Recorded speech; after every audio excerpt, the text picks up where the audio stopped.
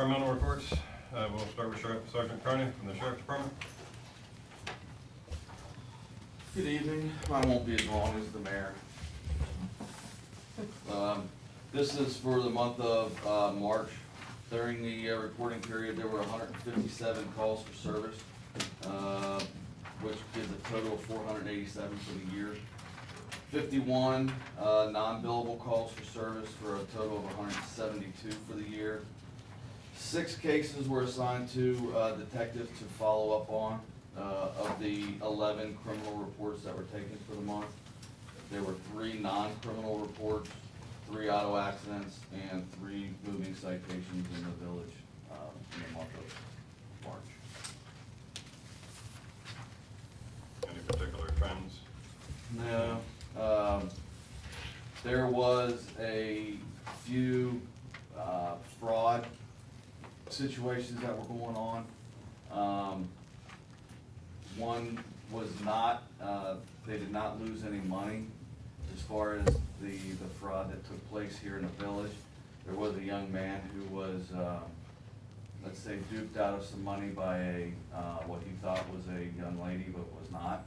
And they was able to get into his account and took a sizable amount of money from him. But ironically, I received a phone call myself yesterday on my private cell phone from a U.S. Customs agent saying that they had a package with my name on it that I was going to have to pay X amount of dollars to get it unheld.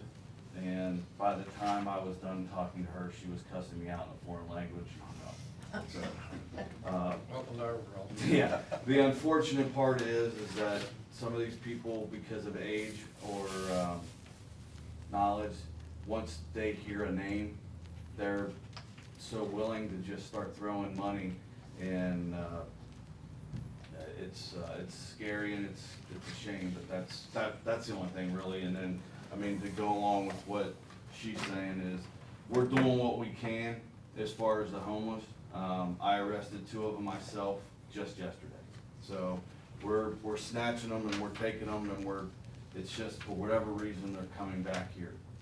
I don't know if it's because of locale. It's because of 119. Every time they go to It's jail. not just 119, there's other places, not just in this village, there's in other village. It's just why there's the numbers of homeless that are ending up here. But there's no more homeless here than there is in the camps that they have in the city of Cincinnati. It's just, how are we going to address it? The root of the problem is it's twofold. It's drugs and mental illness.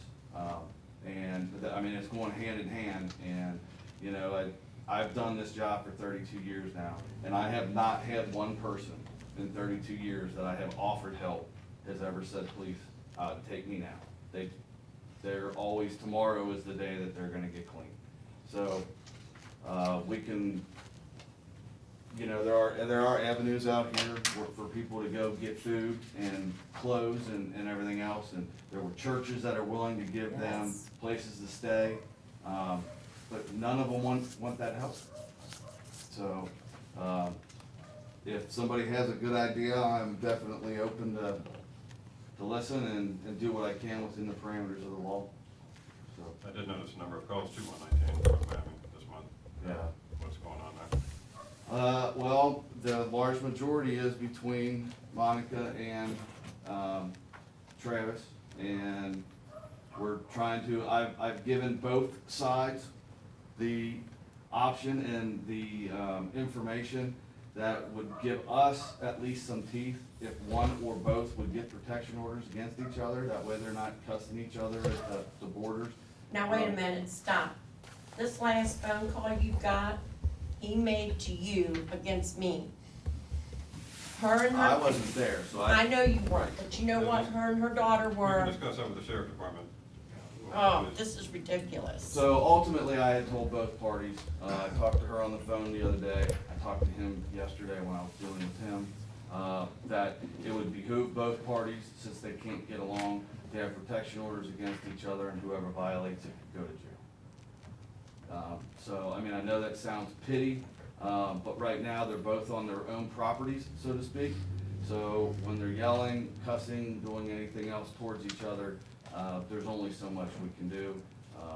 I have also given her information on potentially getting our drug unit to put cameras on their house if there is drug activity going on over there. I can tell you that since I've been here in November, I don't see any traffic going in and out.